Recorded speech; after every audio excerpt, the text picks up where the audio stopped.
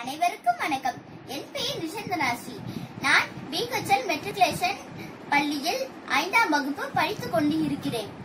இப்பேச்சு போட்டியில் நான் எடுத்துக்கொண்ட தலைப்பு பயிர் விவசாயியின் உயர்.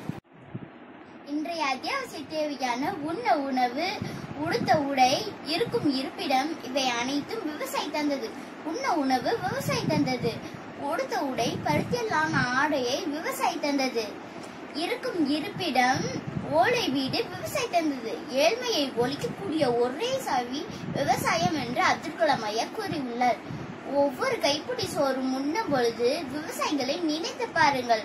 ஒரு பொழுதும் உணவை வீணடிக்க மாட்டீர்கள்.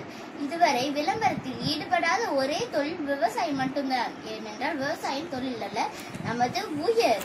உணவு அனைவருக்கும் வேண்டும், ஆனால் யாரும் விவசாயம் செய்வதில்லை. தண்ணீர் அனைவருக்கும் வேண்டும், ஆனால் யாரும் தண்ணீரை சேமிப்பதில்லை. அனைவருக்கும் நிழல் வேண்டும், ஆனால் யாரும் மரம் வளர்ப்பதில்லை. இந்த உலகம் நிச்சயம் ஒரு நாள் அவர்களை தேடும். அந்த நேரம் விவசாயி மட்டும் இல்ல, விவசாயமும் எங்கோ தூரத்தில் தொலைந்து போயிருக்கும். சினிமா பார்ப்பவர்கள் எல்லாம் சினிமாவில் நடிக்க வேண்டும் என்று ஆசைப்படுவார்கள்.